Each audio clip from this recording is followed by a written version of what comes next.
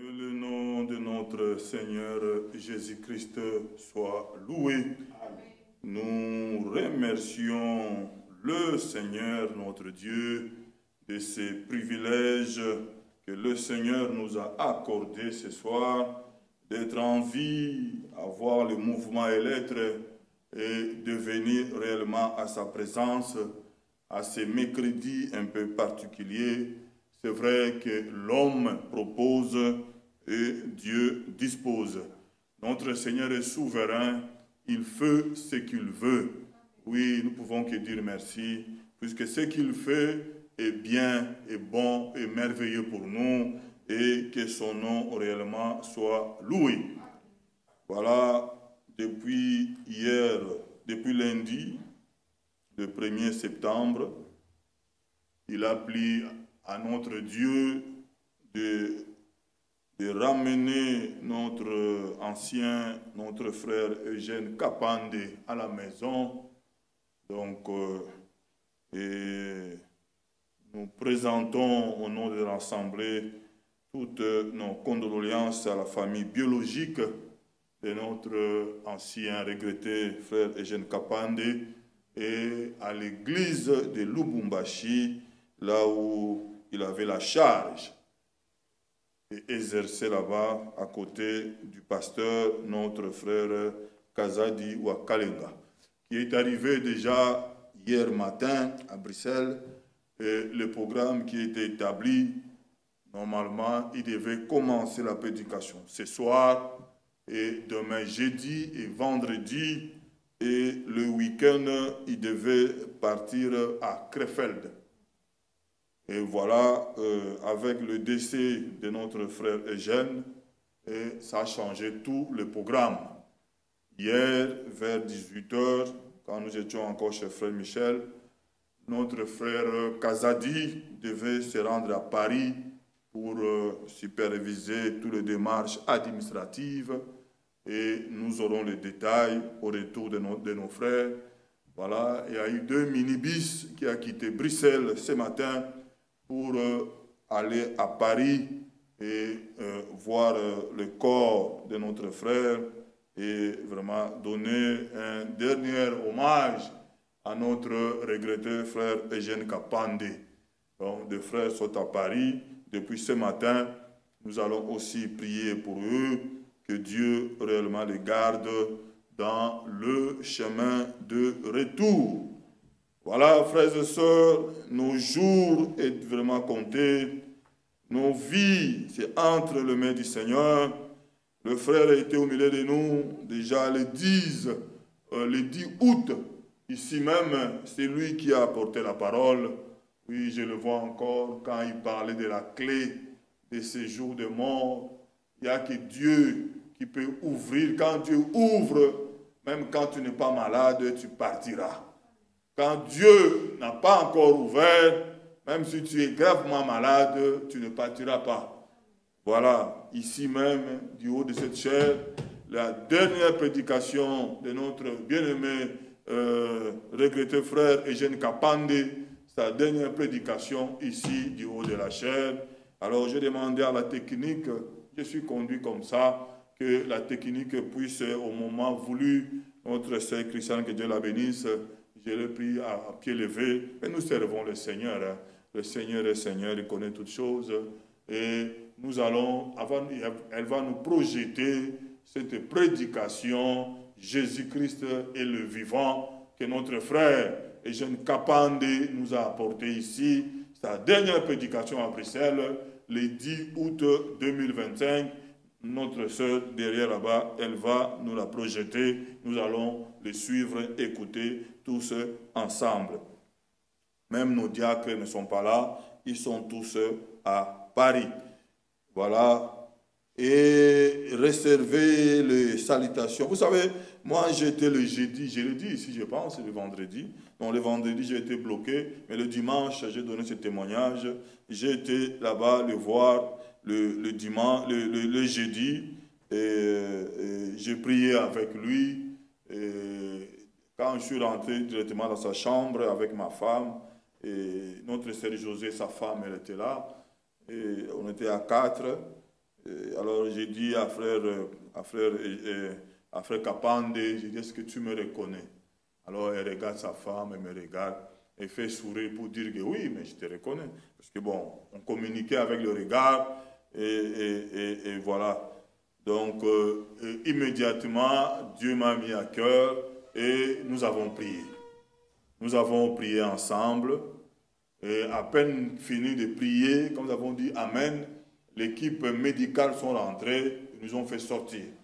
Ah, vous êtes trop nombreux, vous devez sortir parce qu'ils devaient travailler. Il y avait les kinés et il y avait aussi l'orthophoniste. Voilà, il était là et ils sont restés avec notre frère. Nous nous sommes sortis avec la sœur et ma femme et nous sommes allés s'asseoir dans un salon qui est là pour attendre pendant qu'ils vont finir leur travail. Nous avons attendu au moins 2 heures du temps là. Et après, je me suis levé, je suis allé au petit coin et je suis allé guetter un peu dans la chambre. Alors, j'ai cogné la porte, j'entends une voix qui me dit oui. Alors, je pousse la porte et il était seul. Donc, l'équipe médicale, ils ont fini leur travail. Alors, je suis rentré et cette fois-là, à deux, lui et moi, nous avons encore prié ensemble et Dieu m'a conduit, je lui ai imposé les mains et on a prié et je lui ai dit au revoir puisqu'on devait partir et quitter là-bas à l'hôpital, était un peu en dehors de Paris, à Foch, pour descendre vers Charles de Gaulle, là où était notre frère Valentin Tigneta. Donc nous avons fini là-bas avec frère Eugène Kapande et j'ai prié et je lui ai dit au revoir. Nous sommes partis. Et on a prié encore au salon avec le sœur. Et de là, nous avons pris la route. Vous savez, frères et sœurs, que Dieu nous fasse grâce. Les voies de Dieu sont insondables. Notre Dieu est souverain.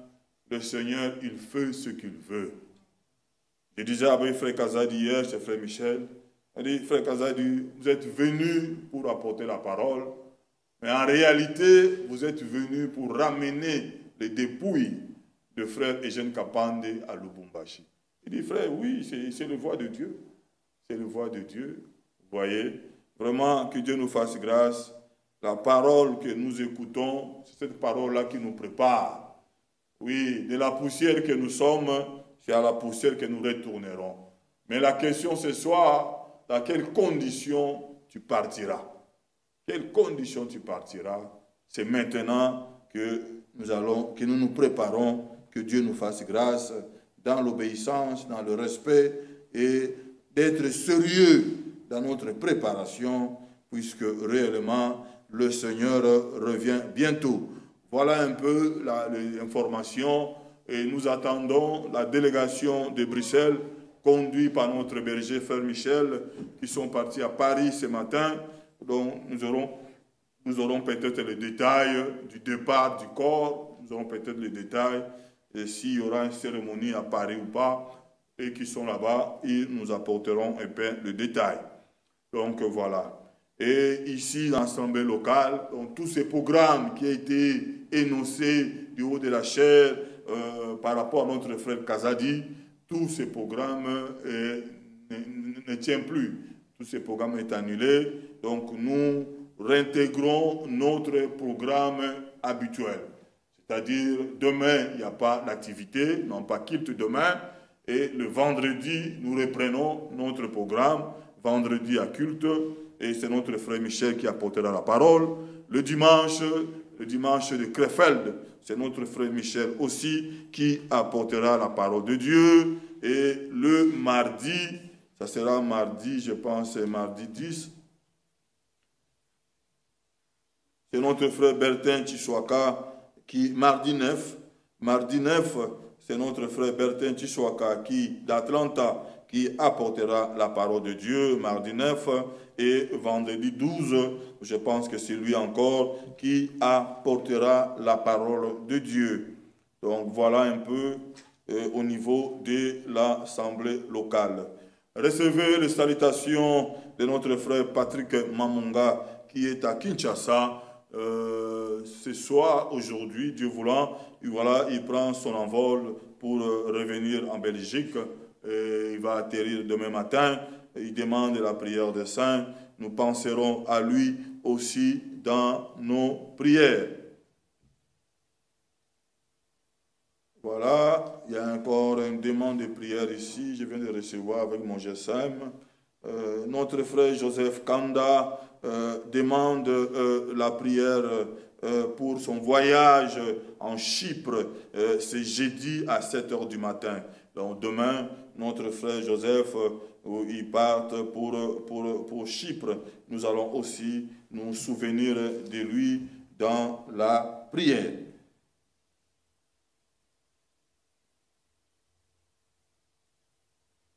Voilà. Et recevez aussi les salutations de notre sœur Anne-Marie en Finlande. Là-bas aussi, ils sont à l'écoute ce soir, toute la famille. Que le Seigneur le bénisse. Notre sœur Céline est arrivée ce matin.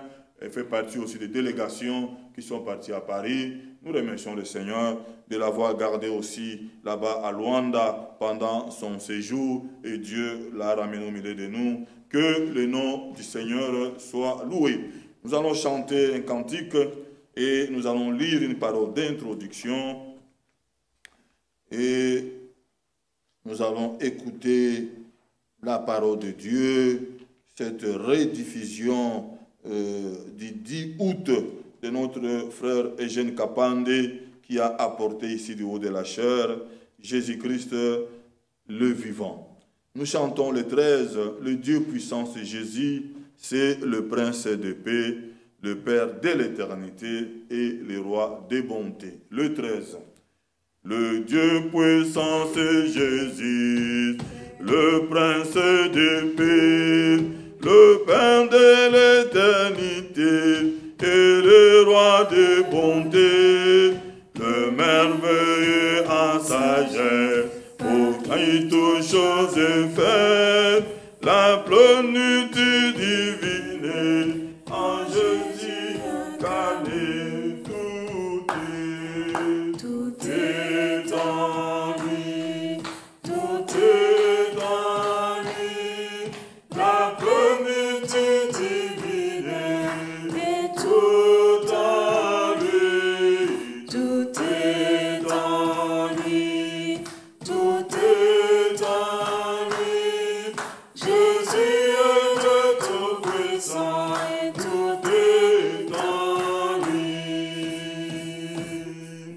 Emmanuel, Dieu avec nous, Jéhovah l'Éternel, l'Esprit tout omniprésent qui remplit l'univers, le grand sacrificateur et l'agneau des pécheurs, l'auteur de la rédemption, que loué soit son nom.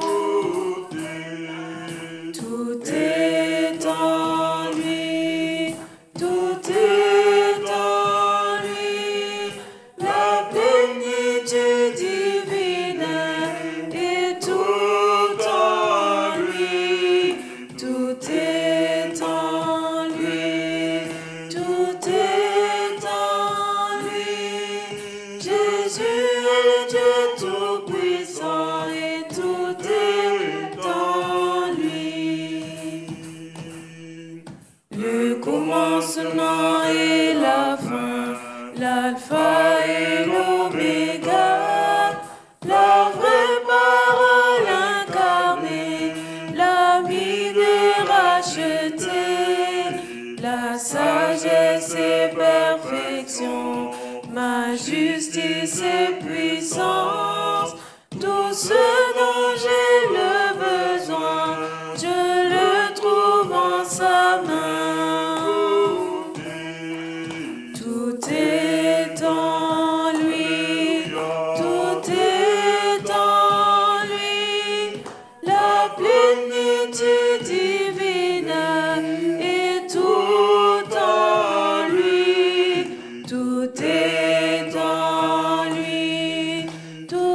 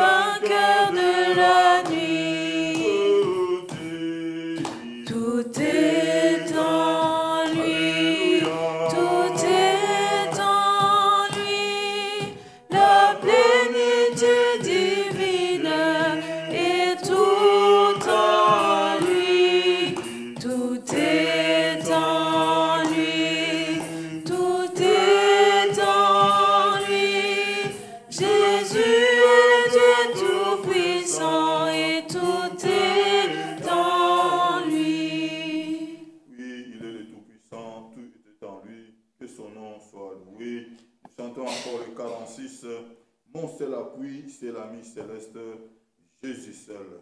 Les ans s'en vont, c'est ami, mais reste Jésus seul. Mon seul appui, c'est l'ami céleste, Jésus seul, Jésus seul. Les ans s'en vont, cet ami me reste, Jésus seul, Jésus seul.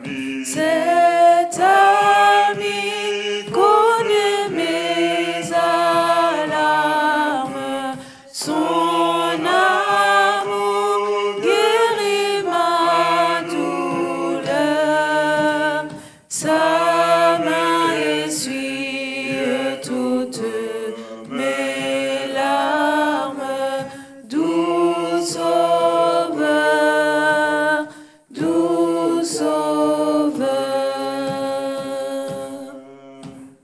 Tout mon désir, c'est de le connaître, Jésus seul, Jésus seul, et que sa paix remplisse mon être, Jésus seul, Jésus seul.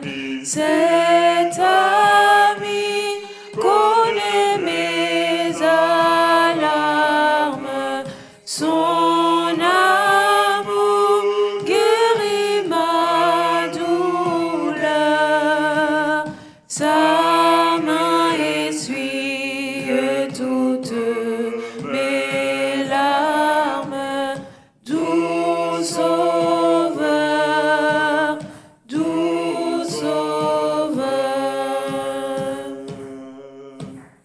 Dans le danger, toujours il me garde, Jésus seul, Jésus seul. Dans mes soucis, à lui je regarde, Jésus seul, Jésus seul. Cet ami connaît mes alarmes, son amour guérit ma douleur, sa main essuie toutes mes larmes, doux sauveur, doux sauveur. Je le suivrai, cet ami se guide, Jésus seul, Jésus seul.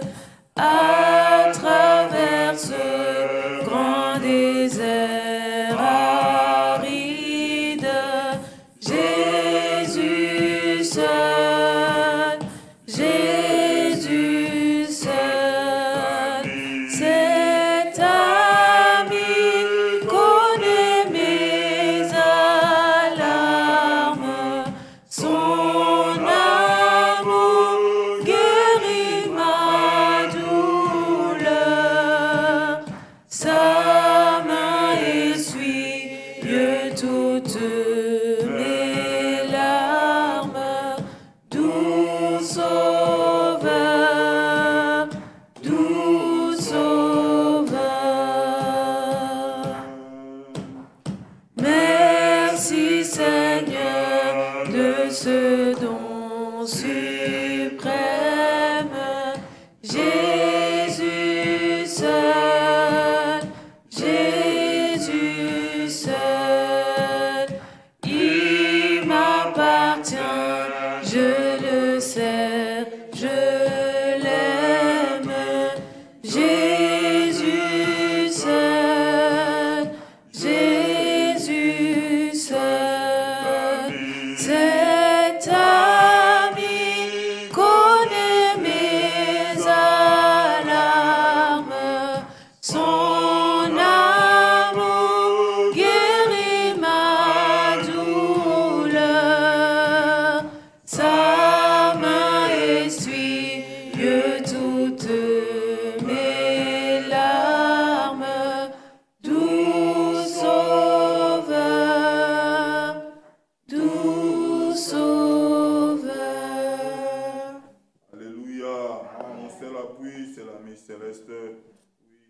notre appui, il est notre rempart.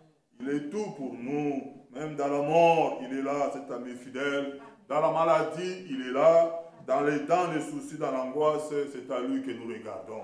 Oh, que le nom du Seigneur soit loué. Cet ami fidèle, oui, il a dit, je n'ai pas honte de les appeler mes frères. Nous sommes le frère de Jésus-Christ. Il est notre frère. Oh, que le nom du Seigneur soit loué. Le Yahvé de l'Ancien Testament, le Dieu de l'Ancien Testament, qui était invisible, oui, il s'est manifesté au milieu de nous. Et le Seigneur, réellement, oui, nous l'avons vu, nous l'avons touché. Oui, il a vécu avec les hommes. Ce Dieu-là est venu vers nous. Que le nom du Seigneur, réellement, soit loué. Oui, oh, que Dieu soit loué. Levons-nous, nous lisons une parole d'introduction. Oui, c'était fermé. Oh, la technique. Voilà, mon micro était fermé, je ne passais plus. Voilà. Que Dieu bénisse nos sœurs là-bas derrière. Psaume 39.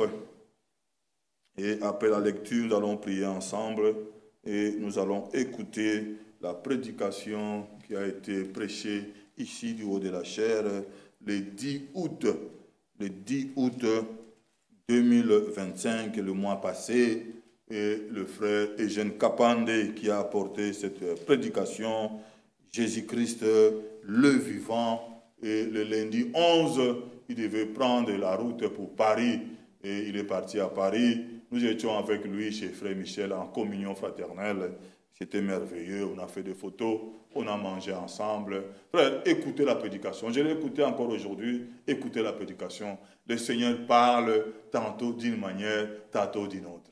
Oui, frère, écoutez la prédication. Dieu vous parlera encore ce soir. C'est merveilleux ce que le frère a déposé réellement ce dimanche, il a 10, et nous voyons comment les choses sont suivies. Oui, il est le Dieu de sa parole. Tout réellement est sous son contrôle. Psaume 39, le verset 5, et nous allons prier ensemble pour notre frère Patrick Mamunga, qui est déjà dans l'avion, et notre frère Joseph Kanda, qui voyage demain pour Chypre, et toute la délégation de Bruxelles qui est à Paris, ils sont déjà en chemin de retour, que Dieu réellement le garde. Psaume 39, le verset 5, Éternel, dis-moi quel est le terme de ma vie, quelle est la mesure de mes jours, que je sache combien je suis fragile. Combien je suis fragile. Voici, tu as donné à mes jours la largeur de la main, et ma vie est comme un rien devant toi. Oui, tout homme debout n'est qu'un souffle. Pause. Frère Franck nous a appris, quand c'est écrit pause, nous réfléchissons aussi, pause. Oui, nous nous examinons, frère. Oh, oui, tout homme debout n'est qu'un souffle. Il n'est qu'un souffle. Là où mon frère est couché là-bas, frère, il ne peut rien. Il ne peut rien décider, même pas choisir l'habit qu'il va porter. C'est ceux qui sont là autour qui décident. Oui, frère. Oui, ma soeur. Oh, il y a un frère qui l'a dit, si je pense, je ne me souviens plus, ou le frère David Paul qui l'a parlé. Voilà. Quelle est la valeur d'un cadavre? C'est moins de $1. Mon frère, ma soeur, comme tu es là debout, tu vaux moins de $1. Ton cadavre. Et le souffle de vie là, c'est la grâce de Dieu. Amen. Dieu peut le retirer à tout moment. Frère, du haut de la chair, Eugène Kapande, nous avons fait le programme. Il prêche dimanche et lundi, il prend le train pour aller à Paris. Oh, que le nom du Seigneur soit loué. De ces dons merveilleux que Dieu a donné à l'Église, à la personne de notre frère Eugène Kapande. Ce n'est pas le témoignage qui manque. Oui, il a servi le Seigneur. Et c'est un modèle pour nous tous, que Dieu nous aide réellement à être réellement engagés dans le service de servir réellement le Seigneur. Oui, frères et sœurs. Oh, nous étions, oui, tout homme debout n'est qu'un souffle. Le verset 7. Oui, l'homme se promène comme une ombre. il s'agite vainement. Il amasse et il ne sait qui recueillera. Maintenant, Seigneur, que puis-je espérer? Que puis-je espérer? À la médecine, le frère est venu se faire soigner en Europe. Mais là, il a trouvé la mort en Europe. Oui, frère. Puisque aujourd'hui, c'est la tendance. Nous venons tous les gens qui sont dans les pays tiers, ils viennent ici parce qu'il y a la modernité, il y a la technologie, il y a des machines. Même ici, il y a la mort, frère. Oui, nous, c'est Dieu. Oh, c'est Dieu qui fait pour nous. Oui. Maintenant, Seigneur, que puis-je espérer à la médecine, à mon argent? Que puis-je espérer en toi et mon espérance? Amen. Nous nous espérons à lui, cet ami fidèle. Oh, que le nom du Seigneur soit loué. Amen. Oui, frère, oui, il est le Dieu merveilleux. Que le Seigneur nous fasse grâce.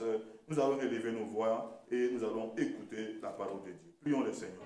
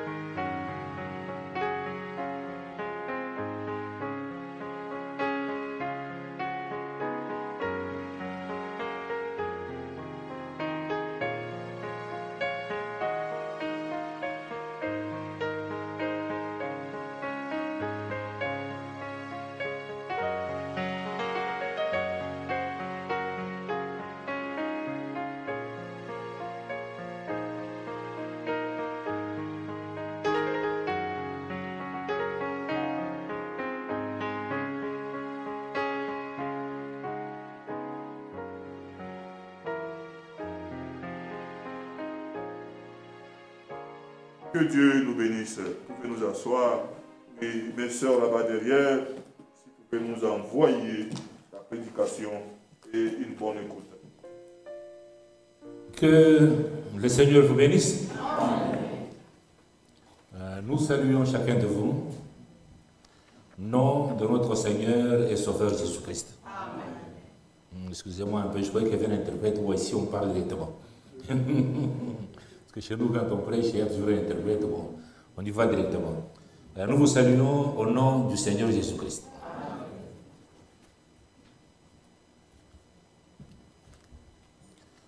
Comme le frère Michel vient de le dire,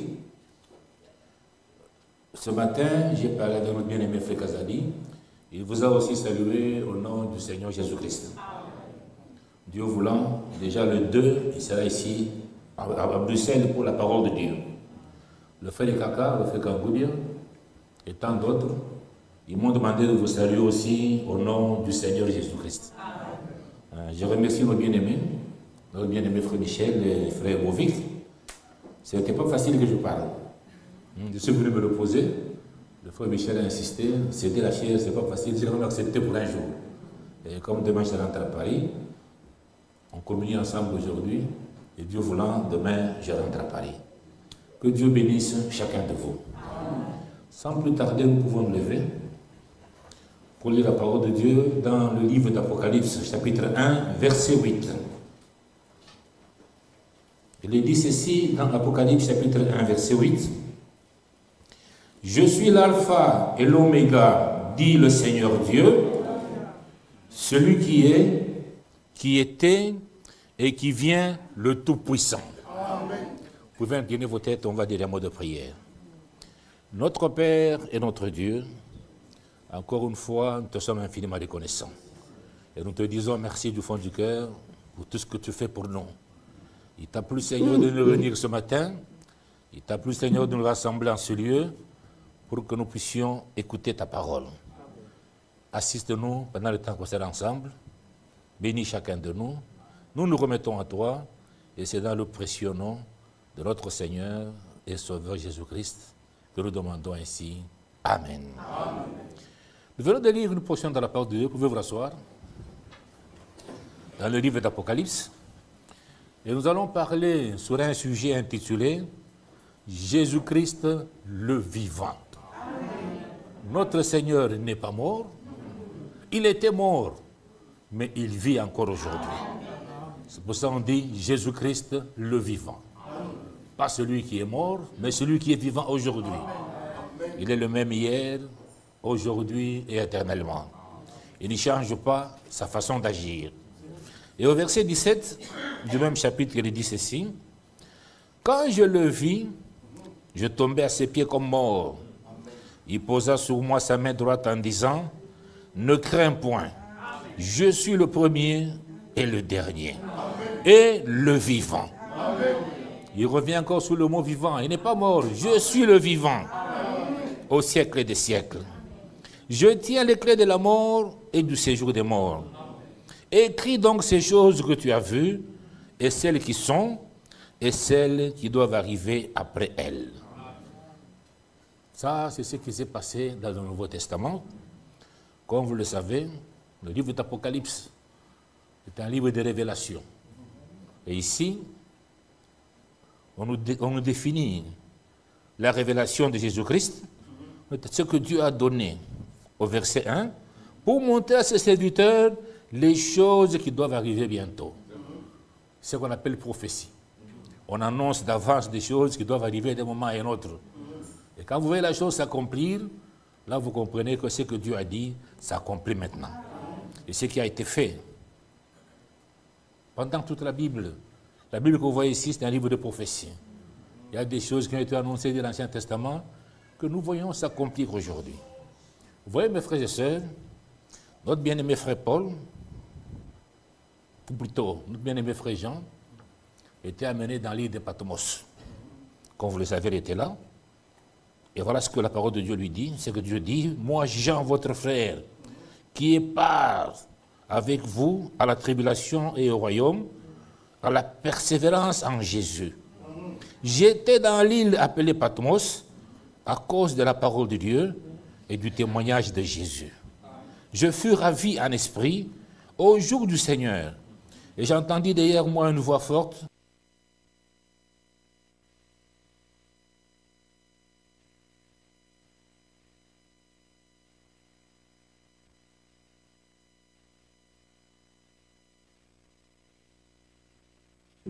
Et celles qui sont, et celles qui doivent arriver après elles. Ça, c'est ce qui s'est passé dans le Nouveau Testament. Comme vous le savez, le livre d'Apocalypse est un livre de révélation. Et ici, on nous définit la révélation de Jésus-Christ, ce que Dieu a donné au verset 1, pour montrer à ses serviteurs les choses qui doivent arriver bientôt.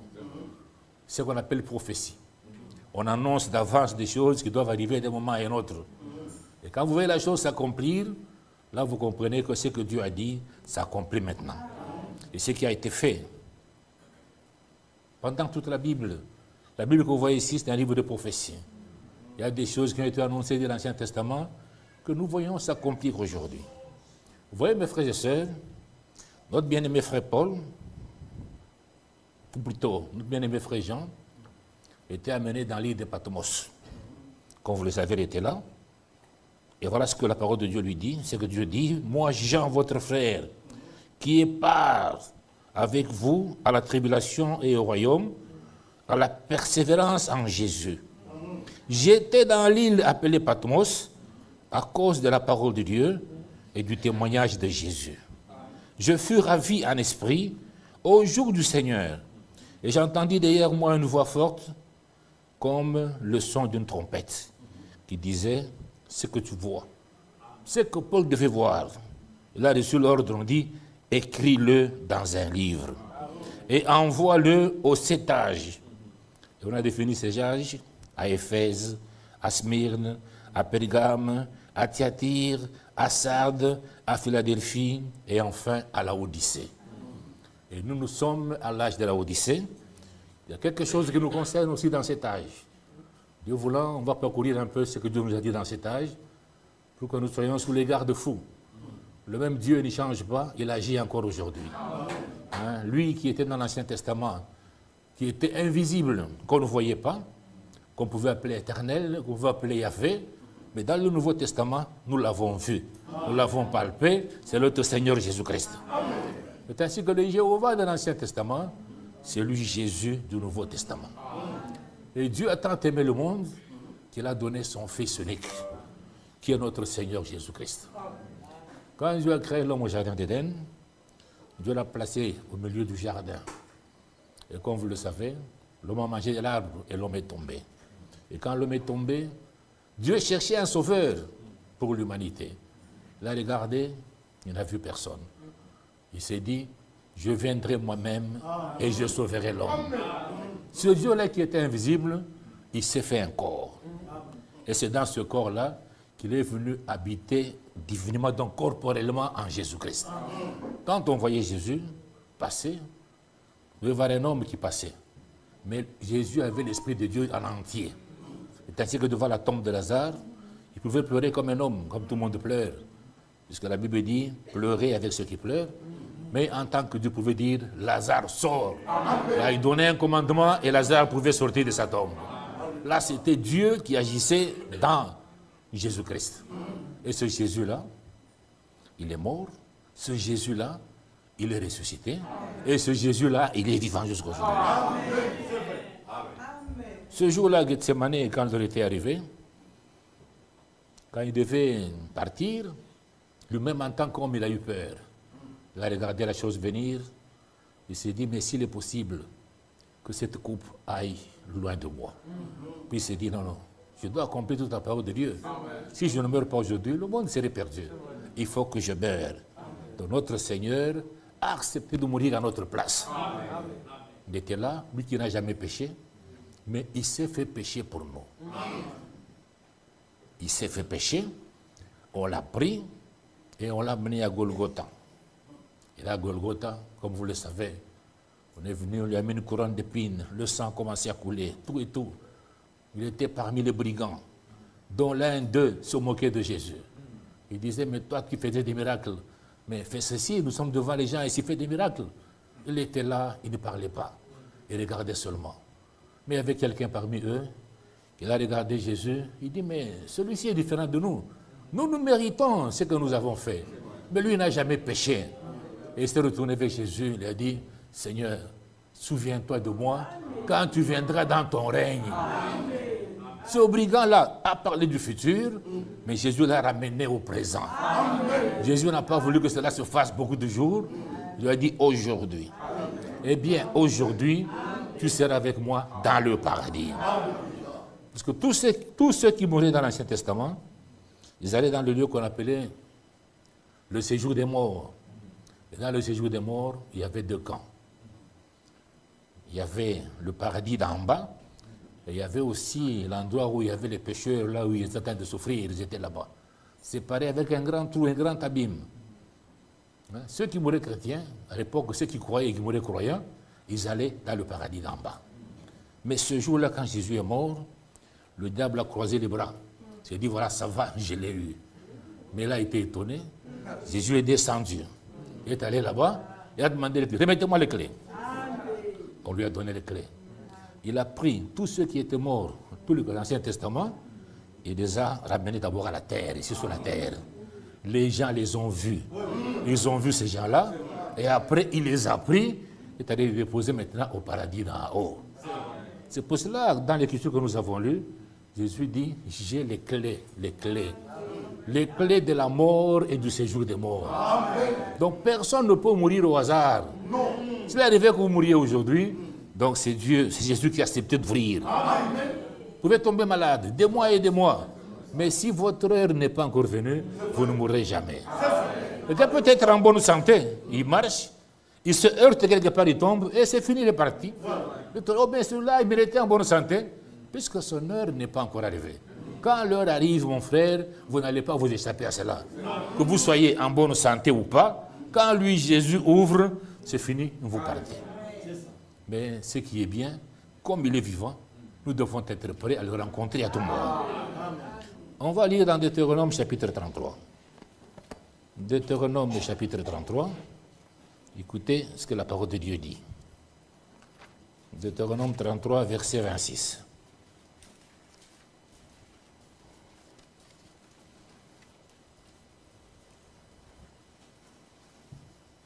Nul n'est semblable au Dieu d'Israël.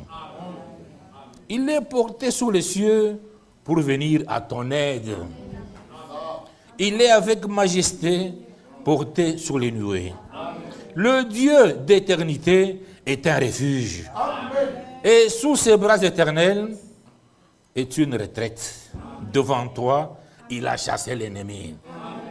Nous devons croire à cela. Notre Dieu, eh bien, nul sur la terre n'est semblable à notre Dieu. Personne ne lui est égal. Et le même que nous connaissons qui agit dans l'Ancien Testament, c'est le même qui continue à agir même jusqu'à aujourd'hui. Et quand Jésus est ressuscité, il a dit, je suis avec vous. Je suis avec vous tous les jours jusqu'au siècle des siècles. Et nous savons que d'un moment et l'autre, notre Seigneur qui est parti nous préparer une place, bientôt là, il viendra nous prendre. Et si nous sommes prêts, nous serons toujours avec lui.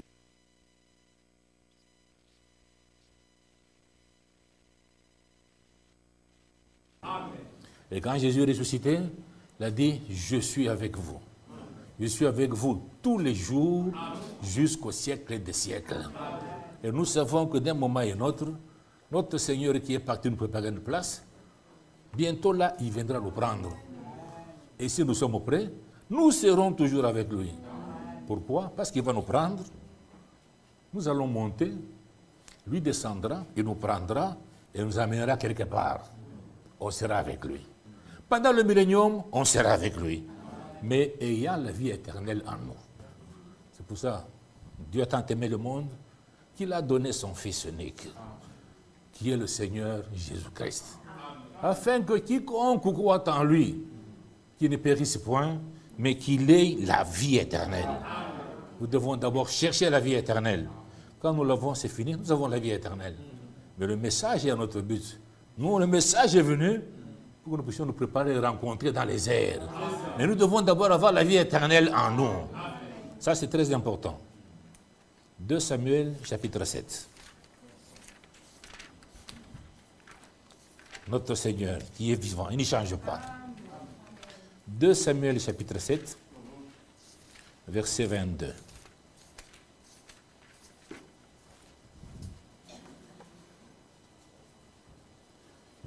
Que tu es donc grand, éternel Dieu, car nul n'est semblable à toi. Il n'y a point d'autre Dieu que toi. D'après tout ce que nous avons entendu de nos oreilles, il n'y a pas un autre Dieu qui est en dehors de celui que nous avons cru. Celui qui a créé les cieux et la terre, celui qui a créé l'univers. La Bible dit au commencement était la parole. La parole était avec Dieu et la parole était Dieu. C'est la parole qui a créé toutes choses. Autrement dit, c'est l'éternel Dieu qui a créé toutes choses. Et personne sur la terre n'a créé. C'est Dieu qui est le créateur de toutes choses. Et ce Dieu-là, il ne change pas. Ce Dieu-là continue encore à créer aujourd'hui. Nous pouvons tomber malades. À l'hôpital, on peut nous soigner. Les médecins soignent. Ils nous aident, tout ça. Mais le créateur des organes, c'est notre Dieu. Lui, il peut remplacer le foie. S'il veut, il remplace tout le foie entier. Si nous croyons en lui, il est capable de le faire. On peut avoir un problème cardiaque, on peut souffrir des années et des années. Les médecins vont nous aider avec des calmants, des comprimés, pour réguler un peu la tension, tout et tout. Mais quand Dieu intervient, lui, il peut remplacer cet organe et mettre un autre organe, parce que lui, il est le créateur. On ne peut pas douter de ça. Et ce Dieu-là, il nous donne aussi la sagesse.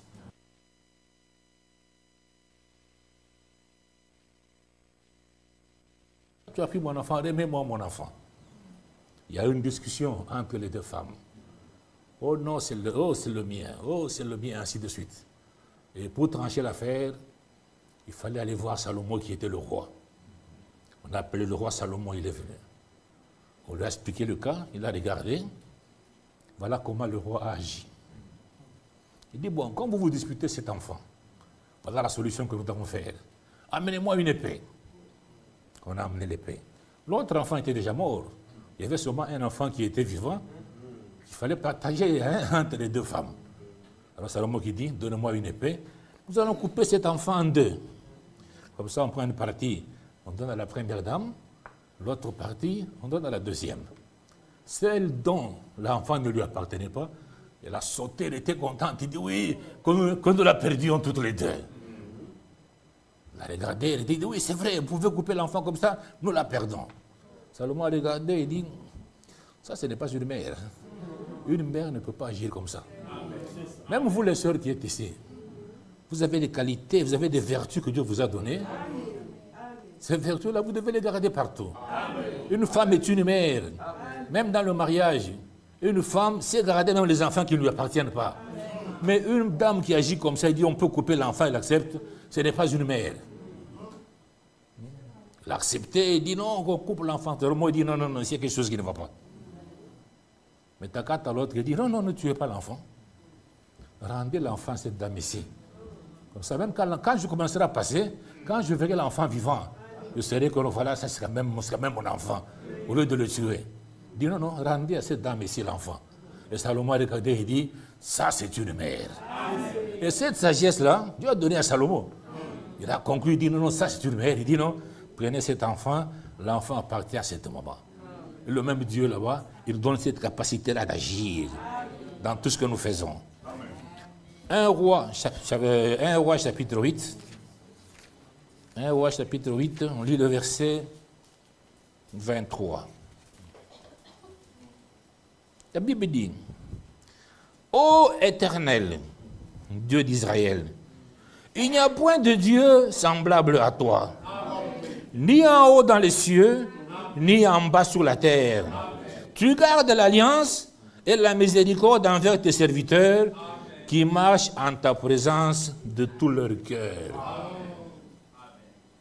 C'est pour ça dans les 10 commandements, nous devons aimer Dieu de tout notre cœur. Nous devons aimer Dieu de toute notre pensée. C'est ça, aimer Dieu. Et même Jésus pouvait dire, si vous m'aimez, eh bien, gardez mes commandements. Qui il était, Jésus, qui pouvait dire ainsi? C'était seulement Dieu, manifesté en chair. Dit, si vous m'aimez, si vous m'aimez. Il vous a été dit, mais moi je vous dis, si vous m'aimez, gardez mes commandements. Et garder les commandements consiste à mettre sa parole en pratique. Mettez la parole de Dieu en pratique, c'est ça, aimer Dieu. Si vous l'aimez réellement, gardez cela. 2 Chroniques. D'abord, 1 Chronique chapitre 17. 1 Chronique chapitre 17.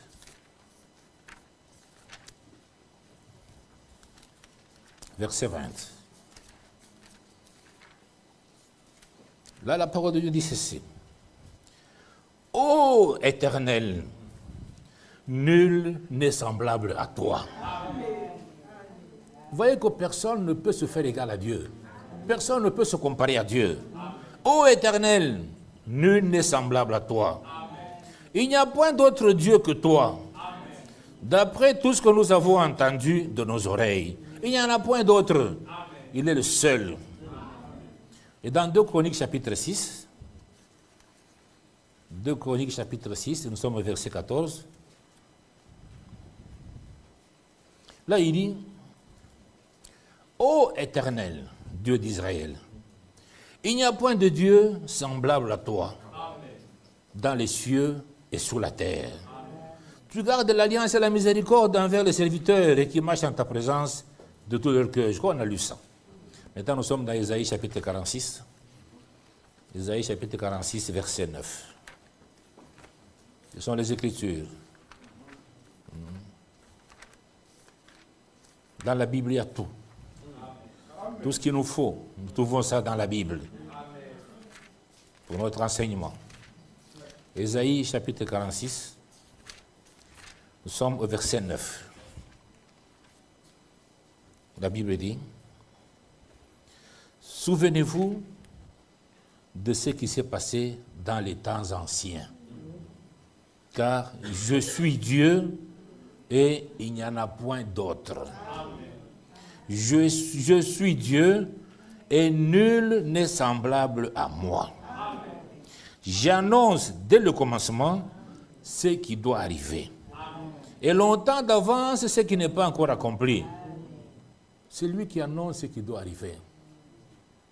Quand vous lisez les Écritures, nous savons avec exactitude ce qu'il y aura devant nous ici. Le monde peut tâtonner par-ci par-là, mais Dieu nous a parlé surtout dans ce temps de la fin. Dieu a envoyé un prophète avec un message.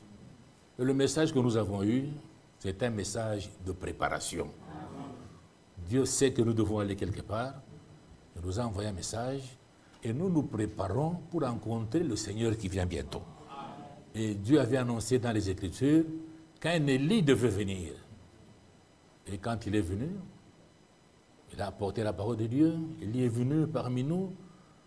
Il y en a qui l'ont reconnu, il y en a qui ne l'ont pas reconnu, il est parti. Frère Franck est venu. Certains l'ont traité de n'importe quoi. Mais le Dieu qui a travaillé avec Branham, le Dieu qui a travaillé avec Franck, il continue encore à travailler aujourd'hui.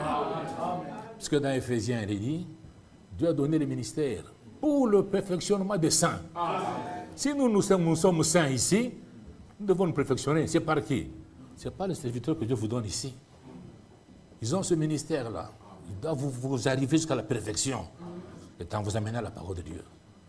Frère Branham, frère Franck, ils ont des ministères un peu spéciaux. On ne doit pas comparer avec ce que nous avons. Mais nous savons que Dieu a aussi placé dans l'église telle que vous avez ici, il y a des ministères.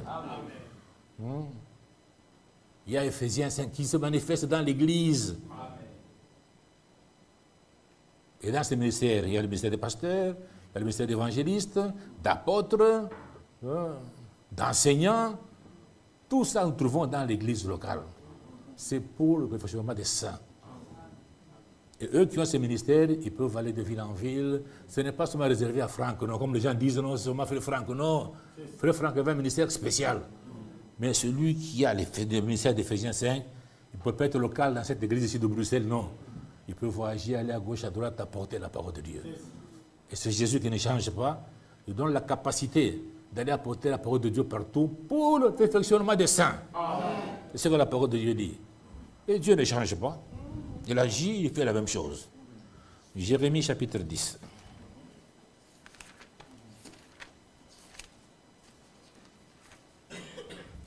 Jérémie 10, versets 6 à 7.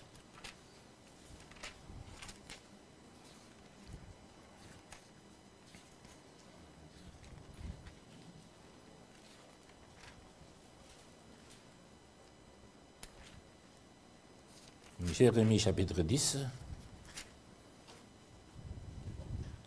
Et là, on revient encore, il dit, « Nul n'est semblable à toi, ô Éternel. Tu es grand, et ton nom est grand par ta puissance.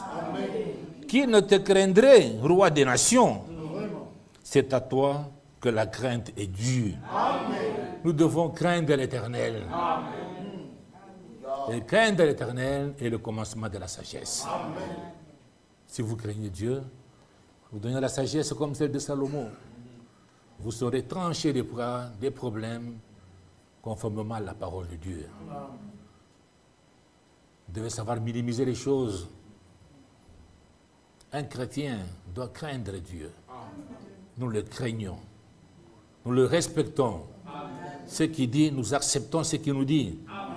Il nous corrige. Dans la parole de Dieu, il y a une parole de correction. Et si Dieu nous aime réellement, il sait comment nous châtier. Celui qui aime bien son fils, il le châtie. Il ne laisse pas faire n'importe quoi. Ainsi, de temps en temps, il peut y avoir une parole dure, une parole qui peut vous toucher. Comprenez seulement que Dieu vous aime. Il faut vous remettre sur sa voie. Et ce Dieu-là qui ne change pas. Dans le Nouveau Testament, il est venu du temps de Jésus. C'était encore pire. Puisque dans l'Ancien Testament, commettre l'adultère, c'était seulement l'acte. Là, on disait que c'était l'adultère. Mais quand Jésus est venu, lui, il a même amplifié la chose. Jésus a dit, il vous a été dit, tu ne commettras point d'adultère. Mais moi, je vous dis, moi, Jésus, je vous dis, quiconque regarde une femme avec les yeux de convoitise, dans son cœur, il a commis adultère avec elle. Et là, ce n'était pas facile. Il est venu encore amplifier la chose. Dans l'Ancien Testament, tuer quelqu'un, c'est peut-être l'empoignarder, prendre une balle, le tirer. Mais quand Jésus est venu, il dit, si tu es ton frère, sans raison valable, tu es un meurtrier. C'est ce Dieu-là qui ne change pas. De temps en temps, quand il parle, faites attention. Il n'est pas seulement un Dieu bon là, un Dieu bon, mais il y a des moments où il est sévère. Et quand il est sévère, il punit. Quand il est sévère, il sait comment corriger pour vous remettre sur le chemin. Et quand nous venons à l'église, Frère Branham dit, on vient à l'église, c'est pour se perfectionner. Nous sommes des mauvais, nous sommes méchants, tout ça. Nous venons à l'église pour devenir des meilleurs citoyens. Nous venons à l'église pour devenir des meilleurs parents. Même les enfants viennent à l'église pour devenir des meilleurs enfants vis-à-vis de leur père. Et chacun a un rôle à jouer dans la famille. La Bible dit, père, n'héritez pas vos enfants. Les parents doivent savoir comment gérer leurs enfants. Les enfants aussi doivent savoir comment respecter. Vous devez vous respecter mutuellement.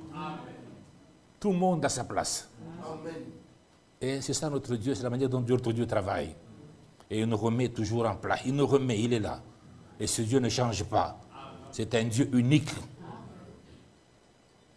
On a connu beaucoup de dieux ici, soi-disant Dieu. Par exemple, là chez nous au Congo, Kadima Dieu, oh, ceci, cela. Mais ils sont tous morts. Aujourd'hui, leurs tombes sont encore là. Vous pouvez aller, vous montrez la tombe de Kadima, la tombe de... On vous montrera cela. Mais si vous allez à Jérusalem, aujourd'hui, vous trouverez une tombe qui est vide. C'est la tombe de notre Seigneur Jésus-Christ. Effectivement, il était mort, un vendredi soir, et comme ça s'approchait du sabbat, qui devait avoir lieu le samedi, On a pris son corps, on a mis dans la grotte là-bas. On a fermé. Et les gens sont partis. Mais dimanche matin, les gens sont venus, ils ont trouvé la tombe ouverte. Les maris aux consorts sont venus et pouvaient témoigner que la tombe est vide. Ces gens-là étaient troublés. Effectivement, la tombe de Jésus, même jusqu'aujourd'hui, nous vous parlons, elle est vide. Si vous allez à Jérusalem, vous pouvez entrer dans cette tombe-là. Vous pouvez voir, constater qu'elle est vide. Et en lisant le livre de Jean, chapitre 19, on vous décrit comment est cet endroit-là, Golgotha. Là, on a enterré Jésus, qui a une petite rivière qui passe à côté, un jardin. Vous palpez la chose, puisque réellement Dieu avait parlé. Réellement, Dieu est bon. Et cet endroit existe aujourd'hui. Et cette tombe-là est vide. Ça prouve que Jésus n'est pas dans la tombe, mais il est quelque part. Et notre Jésus à nous, il est vivant. Il continue, il est vivant. Ésaïe chapitre 45, 5 à 6. La parole de Dieu dit, « Je suis l'Éternel. Il n'y en a point d'autre. Hors moi, il n'y a point de Dieu. J'étais saint avant que tu ne me connaisses. C'est afin que l'on sache du soleil levant au soleil couchant que hors moi, il n'y a point de Dieu. Je suis l'Éternel et il n'y en a point d'autre. » Le verset 8 vers la fin, là, il est dit, « Moi l'Éternel, je crée ces choses. » Qui a créé les choses? C'est l'Éternel. Bon, je vous ai lu tantôt là dans Jean, il est dit, c'est la parole qui a créé toutes choses.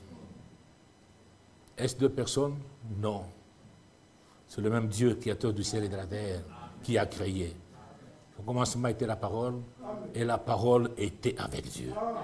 Et cette parole était Dieu. Et cette parole est venue habiter parmi nous. Dieu l'a fait chair, elle est venue habiter parmi nous. Et c'était la lumière du monde.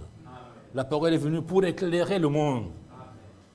Et nous aussi, nous devons éclairer le monde en tant qu'enfants de Dieu. Dans nos comportements, nous devons éclairer le monde. Nous sommes la lumière du monde. Jésus dit, vous êtes la lumière du monde. Vous êtes le sel de la terre. En tant que lumière du monde, nous devons avoir un bon témoignage partout où nous sommes. Même nos voisins, même nos collègues de service. Partout où nous sommes, les gens peuvent dire que réellement, ça c'est un fils de Dieu. Peut-être que nous étions comme eux, mais le jour qu'on a rencontré Christ, quand vous rencontrez Christ, vous n'allez pas rester le même. Quelque chose doit se passer en vous. On rencontre Christ et on doit se convertir. Non seulement dire que je crois, c'est bien, on a cru, oui, mais Frère Branham a dit, les œuvres sont l'expression de la foi.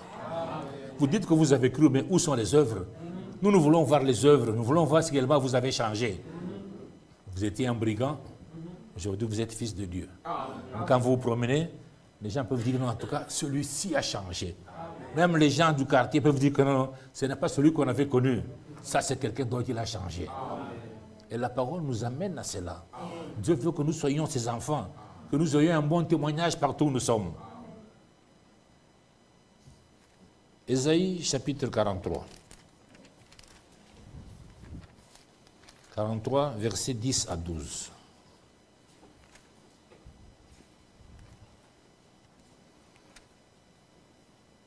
Vous êtes mes témoins, dit l'Éternel. Vous et mon serviteur que j'ai choisi, afin que vous le sachiez, que vous me croyez et compreniez que c'est moi. Avant moi, il n'y a point été formé de Dieu. Et après moi, il n'y en aura point. C'est moi, moi qui suis l'Éternel. Et hors moi, il n'y a point de sauveur. Quand Jésus est né, si vous vous souvenez bien, les anges sont allés le voir, et dans Luc, il est dit, nous allons vous annoncer une bonne nouvelle. Aujourd'hui, dans la vie de David, il vous est né un sauveur qui est le qui est le Christ, le Sauveur. Hein? C'est-à-dire que la fois passée, c'était, je crois, mercredi, on parlait avec mon frère ici. Quand on chantait ici, on dit, fort d'avoir prié ensemble. On chantait là-bas, voilà, il y a un Sauveur. Je dis, non, nous devons corriger la chose. Jésus n'est pas un Sauveur. Hein? On pouvait dire un Sauveur, le Christ, oui. Jésus, il est le Sauveur. C'est lui seul qui sauve. Hein? Donc, nous devons faire attention. Hein? Il est le Sauveur. Je vous annonce une bonne nouvelle. Il vous est né un Sauveur qui est le Christ, le seul. Puisque Dieu avait dit dans Ésaïe, je viendrai moi-même et je vous sauverai. On peut lire cela, Ésaïe chapitre 35. Comme ça nous vient là, on lit directement ça. Pour que vous compreniez bien la chose. Il est dit ceci, Ésaïe 35, à partir du verset 4. Dites à ceux qui ont le cœur troublé, prenez courage, ne craignez point. Voici votre Dieu. La vengeance viendra. La rétribution de Dieu. Maintenant, écoutez. Il viendra lui-même et vous sauvera. Donc, c'est lui qui devait venir pour pouvoir nous sauver, pas quelqu'un d'autre. Et comment le reconnaître? Il dit alors, s'ouvrir les yeux des aveugles, s'ouvrir les oreilles des sourds. Alors le boiteux sautera comme un cerf, et la langue du muet éclatera de joie.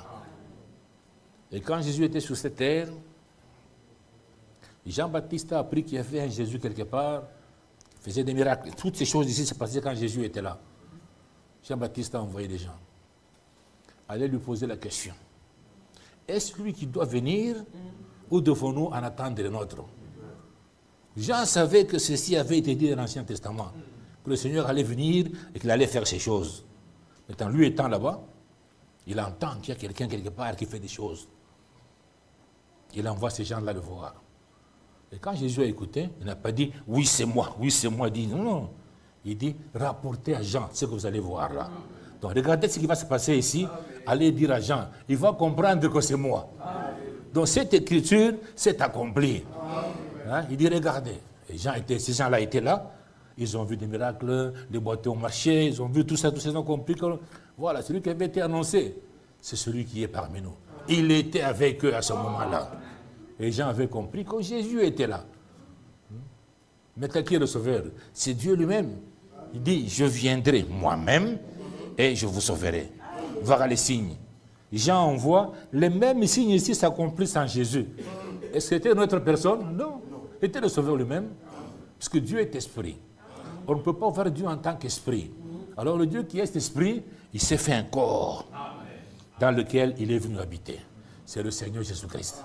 C'est lui le Sauveur de l'humanité qui était sur la terre. Et Dieu ne change pas sa façon d'agir.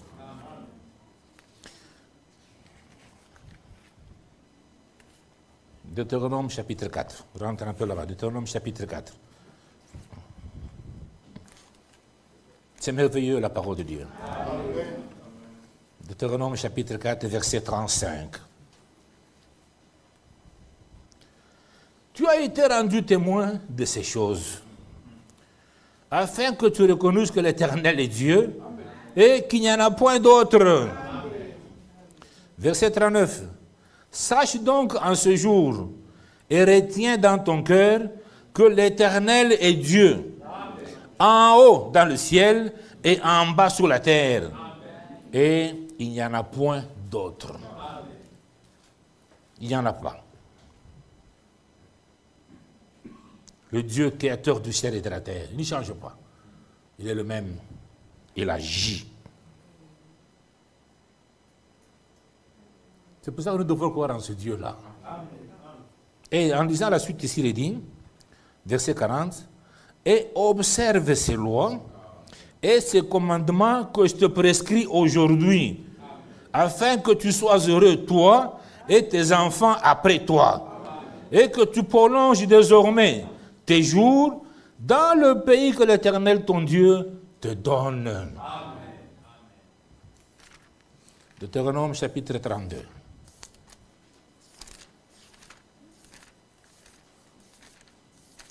Deutéronome chapitre 32. Lisons le verset 39.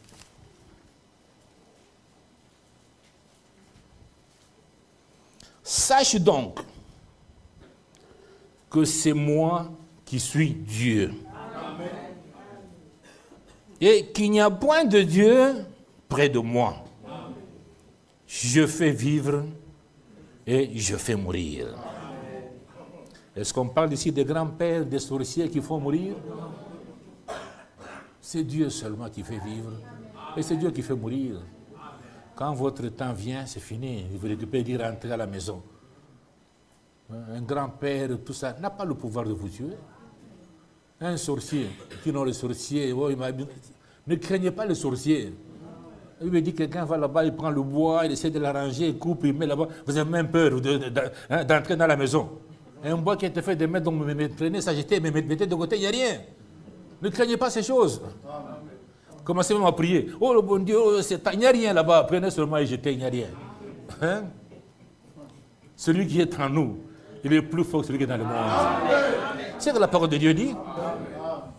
Et parfois nous avons peur, nous tremblons. Non, non, non, non, mes frères et sœurs. Dieu veut que nous rentrions à sa parole. Il est le même, il ne change pas. Nous devons le craindre. Et il nous a donné le pouvoir. Quand Jésus est venu, il a donné le pouvoir de chasser les démons. Il a dit, en mon nom, vous chasserez les démons. En mon nom, vous imposerez les mains aux malades, et les malades seront guéris. Notre problème à nous, c'est d'imposer les mains aux malades. Cette charge n'est pas réservée aux anciens, ni aux diacres. Il lui dit, tout celui qui croira.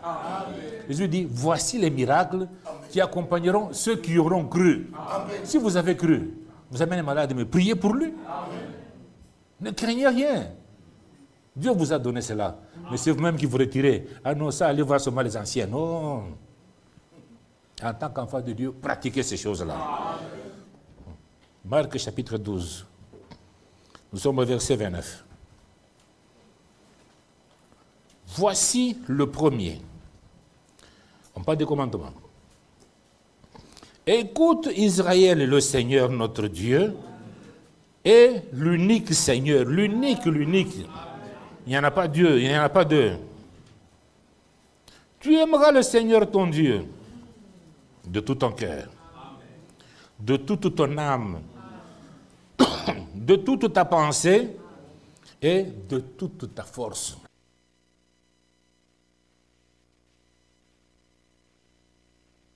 Voici le premier. On parle des commandements. Écoute Israël, le Seigneur notre Dieu, est l'unique Seigneur, l'unique.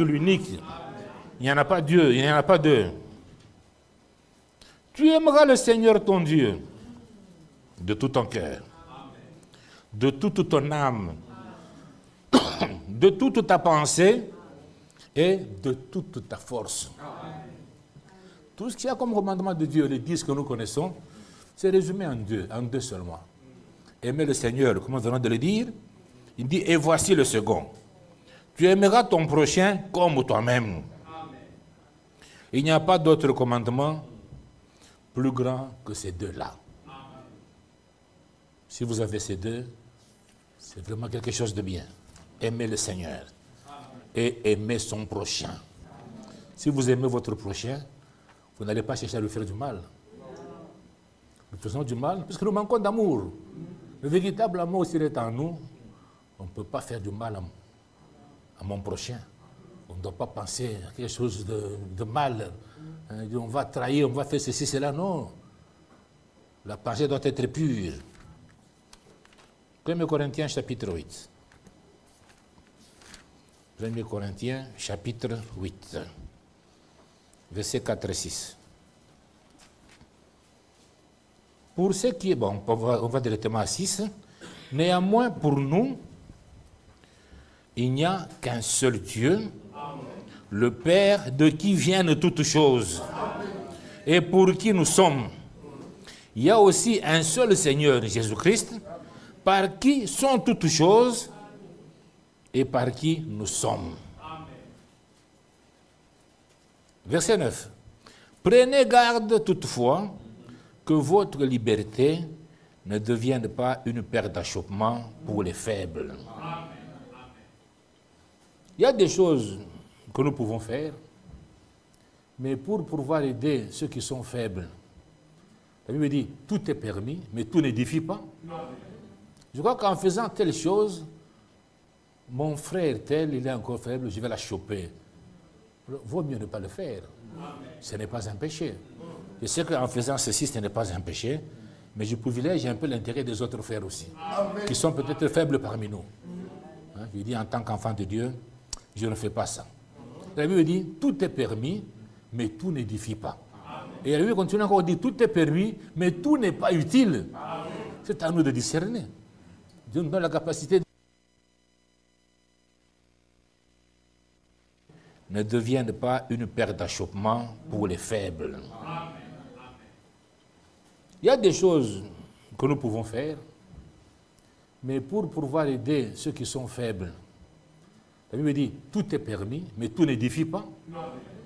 Je crois qu'en faisant telle chose, mon frère tel, il est encore faible, je vais la choper. Vaut mieux ne pas le faire. Ce n'est pas un péché. Je sais qu'en faisant ceci, ce n'est pas un péché, mais je privilège un peu l'intérêt des autres frères aussi, qui sont peut-être faibles parmi nous. Hein, je dis, en tant qu'enfant de Dieu, je ne fais pas ça. La Bible dit, tout est permis, mais tout n'édifie pas. Et la Bible continue encore à dire, tout est permis, mais tout n'est pas utile. C'est à nous de discerner. Dieu nous donne la capacité de discerner les choses. Et si nous discernons les choses, nous allons marcher de la bonne manière. Oui, mes frères, c'est ce que Frère Branham a parlé dans cette prédication intitulée. Le titre ici que nous avons eu ici, Jésus-Christ, il est le vivant. Effectivement, il était mort, il est ressuscité, il est parmi nous. Il ne change pas. Maintenant, dans ce temps de la fin, comme nous avons lu, Jean qui était amené à l'île de Patmos, il était là-bas, il a vu un chandelier. J'ai vu un chandelier ici. Voilà. C'est ça le chandelier. Louis II parle de ce chandelier, ce sont les coupes ici. Louis II appelle ça chandelier. Mais Darby traduit très bien, il appelle ça coupe. Donc pour Darby, il y a un chandelier avec cette coupe. Mais Louis II parle de ce chandelier. Alors il y en a qui sont malins, qu'est-ce qu'ils font? Comme ils savent qu'il y a 7 chandeliers, ils comptent ça, 7, ils multiplient par 7, ce qui fait 49. Ils disent qu'après le Branham, il y a d'autres têtes, puisque là on parle de l'âge d'Éphèse, tout ça, jusqu'à arriver au 7e. Mais la bonne version, c'est celle de Darby, il dit qu'il y a un chandelier avec cette coupe. Tout ceci était dans la main du Seigneur. Jésus-Christ, quand vous le lisez bien, Apocalypse, dans la main du Seigneur. Il y a eu le premier âge, le deuxième âge, le troisième, jusqu'à arriver au 7e. C'est ça notre âge ici. Bien, dans notre âge, comme on nous avait promis, dans Jean chapitre 14, Jésus dit, on peut lire rapidement là-bas, Jean 14.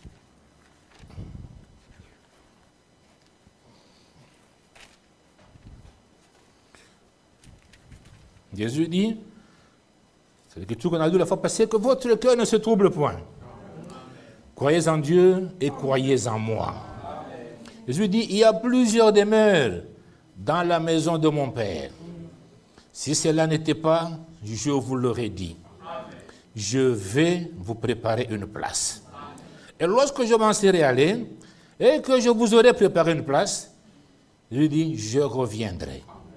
Et je vous prendrai avec moi, afin que là où je suis, que vous y soyez aussi.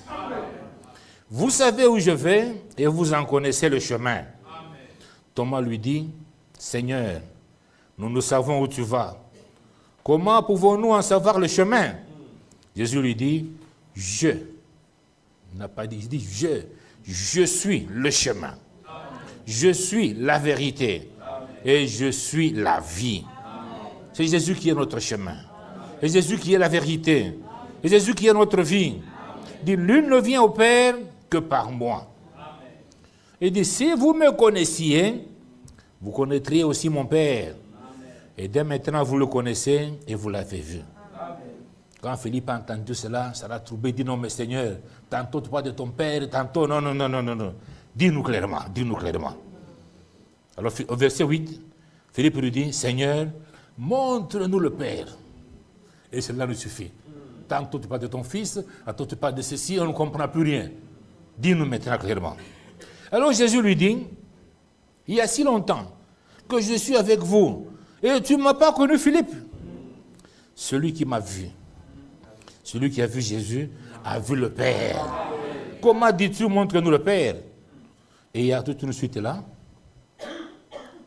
Cette promesse, la raison pour laquelle nous nous réunissons ici. Nous avons déjà la vie éternelle, mais Jésus a dit, il est allé nous préparer une place. Et dans cet âge de la Odyssée, nous savons tous que Dieu a suscité un prophète qui est notre bien-aimé frère Branham. Quand il baptisait à la rivière Ohio, la 17e personne, ceux qui étaient là avaient entendu une voix. Il disait, comme Jean-Baptiste a été envoyé pour préparer ma première venue, donc quand Jésus est venu pour la première fois, Jean-Baptiste était envoyé pour préparer ma première venue. Et Jean-Baptiste, il a pointé Christ du doigt, il dit, voici l'agneau de Dieu. Il dit, voici celui qui ôte le péché du monde. C'est Jean-Baptiste qui l'a pointé.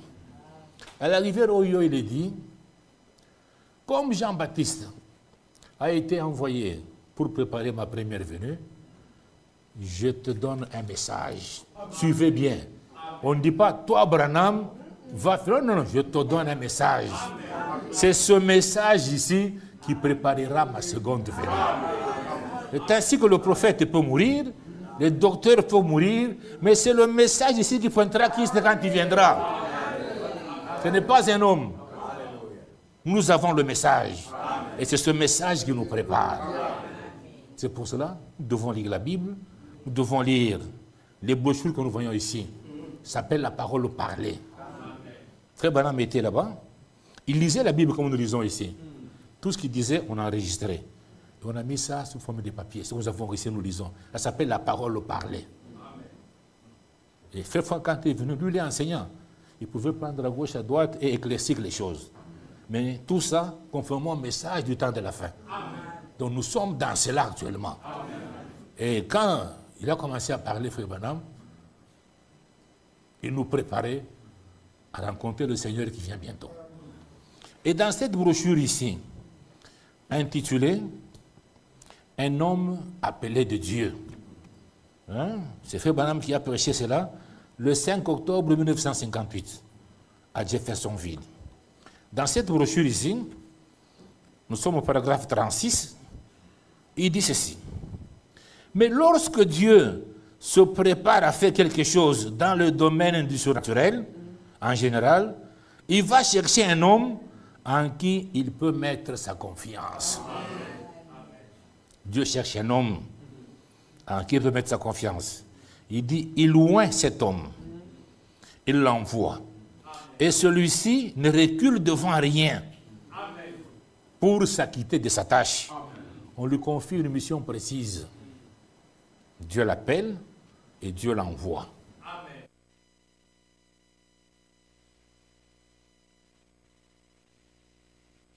Bon, je ne vois pas ton appui, ton saut pour ne pas perdre beaucoup de temps. Maintenant, à 42, il dit ceci. Dieu doit éloigner un homme des choses du monde. C'est Dieu qui fait ça.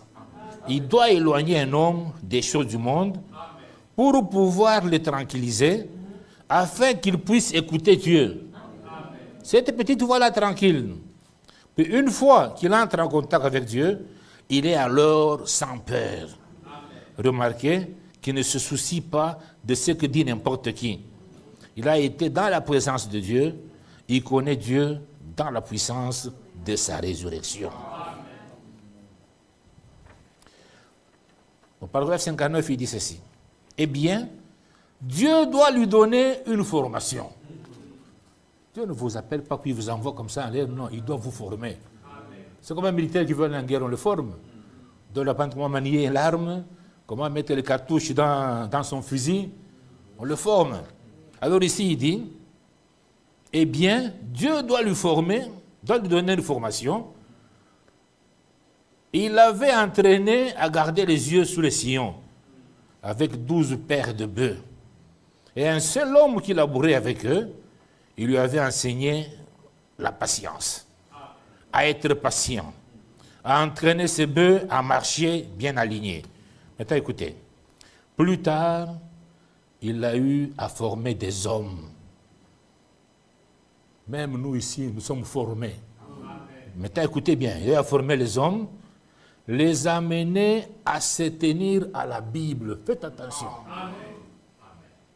Dieu nous forme, nous amène, nous qui sommes ici, à nous tenir à la Bible, à la parole, à s'aligner sur Dieu et à rester bien alignés. C'est pour ça que la Bible est notre absolu. Dans notre formation, on nous apprend à nous tenir à la Bible. Avant de faire quelque chose, on doit poser toujours la question, que disent les Écritures à ce propos? Qu'est-ce que Dieu dit? N'agissez pas non, puisque grand-père avait fait ceci, mon oncle avait fait ça, tout ça c'est bien. Mais que disent les Écritures à ce propos? Si Dieu a parlé, alignez-vous conformément à la parole de Dieu. Dieu est plus grand que notre oncle, plus grand que notre grand-père. Alignez-vous à cela. Nous devons nous aligner à cela. Paragraphe 95. Les pages sont vraiment dispersées. Vous comprenez? On a pris ça vraiment... Ok, 95. Il y a une partie quelque part. Bon, je lis la partie qui se voit ici. Frères et sœurs, ce soir, quoi que vous fassiez, quoi que vous pensiez, traversez le Jourdain avec Dieu, passez de l'autre côté. Séparez-vous, laissez le monde derrière vous. Laissez Dieu vous former pour que vous soyez à son propre service. Nous vivons au jour qui précède ce réveil, mais Dieu est à la recherche. Il cherche à trouver nos cœurs. Dieu cherche cela. Nous devons nous éloigner du monde. Il n'est pas dit qu'on doit sortir de ce monde, non. Dieu nous a mis ici. Nous qui sommes les enfants de Dieu. Mais Dieu dit, n'aimez pas le monde, ni les choses qui sont dans le monde. Amen. Dieu nous donne le discernement de comprendre ce qui se passe au juste. N'aimez pas le monde, amen, ni les choses qui sont dans le monde. Si vous aimez le monde, donc vous agissez contrairement au courant du message. Ne suivez pas la mode du monde. Amen. Le monde va à gauche. Nous devons suivre ce que la parole de Dieu dit. Amen. N'a pas imité le monde. Marchons conformément à la lumière, que nous avons la lumière du soir. Nous chantons, nous marchons dans la lumière du soir, c'est bien. Mais que cette lumière puisse refléter Christ partout où nous sommes. Amen. Nous ne nous comportons pas comme le reste du monde, parce qu'il est plus tard que nous le pensons. Notre Seigneur revient bientôt. Amen. Il y a des poteaux indicateurs partout qui montrent qu'il n'y a plus de temps, qui montrent que Jésus vient bientôt. Nous sommes tous avertis que Jésus vient bientôt. Amen. Mais comment nous nous comportons? Nous devons nous arrêter un peu et chacun de nous doit faire l'inventaire de sa vie. Amen. De si Jésus venait aujourd'hui, suis-je candidat pour aller au ciel? Donc que chacun s'examine. On doit toujours faire l'inventaire de sa vie. Amen. Donc nous avons le talon qui est la parole de Dieu. On est là, on se dit, est-ce que ma vie est vraiment conforme à la parole de Dieu? Amen. Voilà ma prochaine sermon. Votre vie est-elle digne de l'évangile? L'évangile que nous entendons, l'évangile que nous écoutons. Si nous mettons ça comme échantillon, comme étalon, est-ce que notre vie peut refléter cela? C'est à nous de nous examiner. Parce qu'il est plus tard que nous le pensons. Jésus vient bientôt. Il vient prendre son épouse. Et son épouse s'est préparée. L'épouse ne reste pas stationnaire en regardant, non, son épouse se prépare à rencontrer Jésus qui vient bientôt. C'est comme quand il y a mariage entre un homme et une femme. L'homme va là-bas, il promet à la femme qu'il viendra la prendre un jour. Mais la femme se prépare. La femme sait que tel jour il y a le mariage, elle va chercher sa robe, elle va chercher quelque part, elle arrange des choses, puisque c'est qu'il y aura un festin. Et le festin nous attend. Réellement, bientôt, là, nous irons au festin. Et quand Jésus nous prend, il ne va pas nous laisser ici. Il va nous ramener au festin là-bas. Et pour pouvoir y aller, nous devons nous habiller de la bonne robe, sans tasse, sans quoi que ce soit. Parce que nous savons que là-bas, nous serons en présence de notre Seigneur Jésus-Christ. Pendant que nous sommes sur cette terre, préparons-nous à rencontrer le Seigneur qui vient bientôt. Soyons prêts, examinons-nous. Il est plus tard que nous le pensons. Que sert-il à un homme de gagner le monde entier, de gagner ce qu'il y a comme Bruxelles, de gagner l'Europe, mais s'il n'a pas Christ en lui? Ça ne sert absolument à rien. Mais ayez Christ en vous. Si vous l'avez, ce jour-là, quand la trompette sonnera, même si vous êtes mort, vous ressusciterez. Mais ceux qui seront vivants à ce moment-là, ils seront transformés. Ils ne partiront pas avec ce corps. Non, non. Ça, c'est un corps d'humiliation qui tombe malade. Hein? Mais nous allons porter autre chose, un corps incorruptible. Et nous irons à la rencontre du Seigneur dans les airs. Et quand le Seigneur commencera à rentrer, il ne piétinera pas sur cette terre ici. Comme les gens disent, on a vu Jésus là-bas. Le nôtre, quand il viendra, il va descendre et nous irons le rencontrer dans les airs. Avant que Jésus n'aille au ciel, il était avec ses apôtres, il était avec eux, il le regardait. Tout d'un coup, ils ont vu un homme commencer à partir. C'est ce qu'on appelle l'enlèvement. Il montait, il montait. Et j'ai été étonné, stupéfait, de regarder, mais qu'est-ce qui se passe au juste? Les gens sont venus leur dire que ce Jésus ici, que vous voyez aller au ciel, il reviendra de la même manière. Ça ne sera pas la tête comme on va là au fond, là, ça ne sera pas ça. Le Jésus tout entier, il descendra du ciel, commencera à venir. Et nous qui serons sur la terre, c'est pour ça que les morts en Christ, ils nous attendent. Ils ne sont pas au ciel. Ils sont quelque part en train de nous attendre. À un moment donné, à la signal d'un archange, les morts en Christ ressusciteront premièrement. Nous les vivants, nous serons transformés. La Bible dit tous ensemble, nous irons à la rencontre du Seigneur dans les airs. Et nous serons toujours avec lui. Que cela soit notre désir de pouvoir rencontrer le Christ qui vient bientôt. Pour ce matin, que notre Dieu vous bénisse. Merci beaucoup.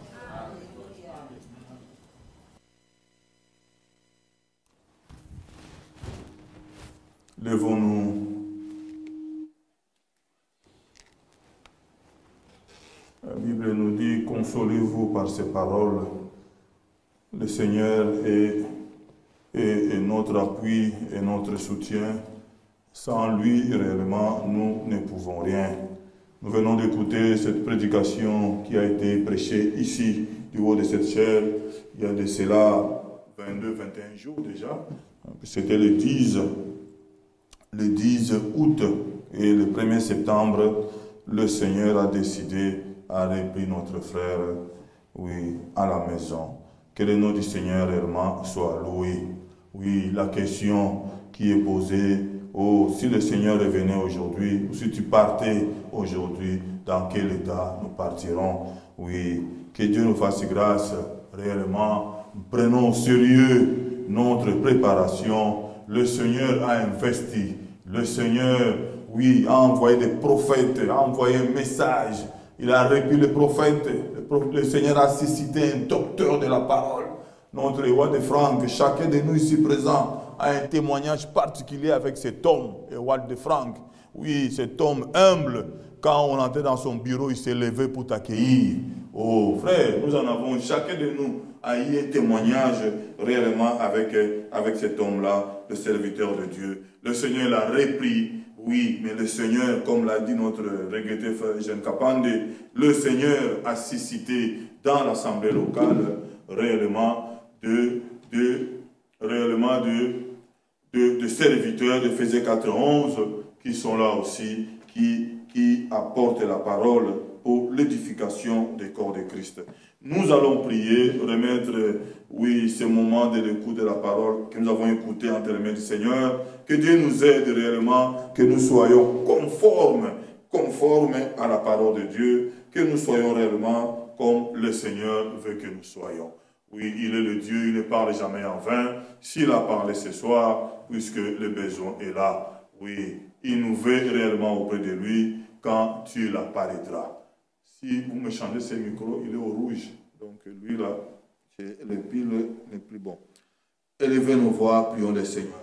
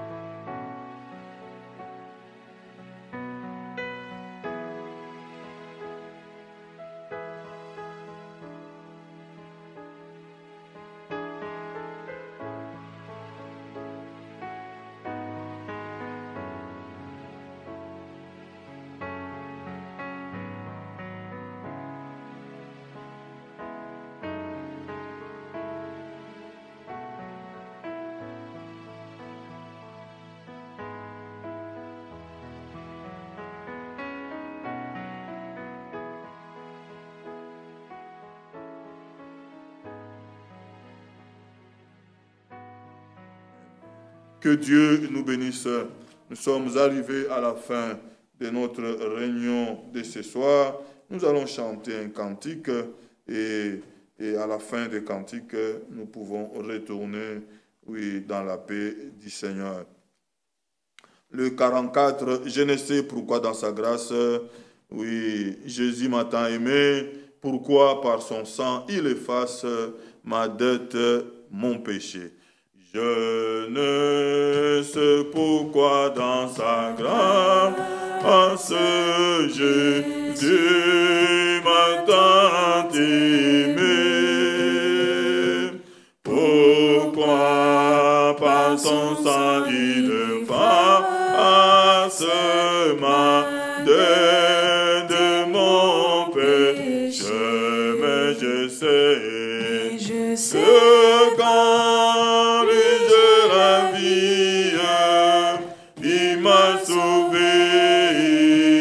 dans son amour et gardé par sa même maîtrise. J'attends l'heure de son retour. Je ne sais comment la lumière éclaire tout mon cœur. Comment j'ai compris ma misère et reçu mon sauveur. Mais je sais quand lui j'ai la vie, il m'a sauvé dans son amour et gardé par sa même maîtrise. J'attends l'heure de son retour. Je ne sais quelle est la mesure de joie et de douleur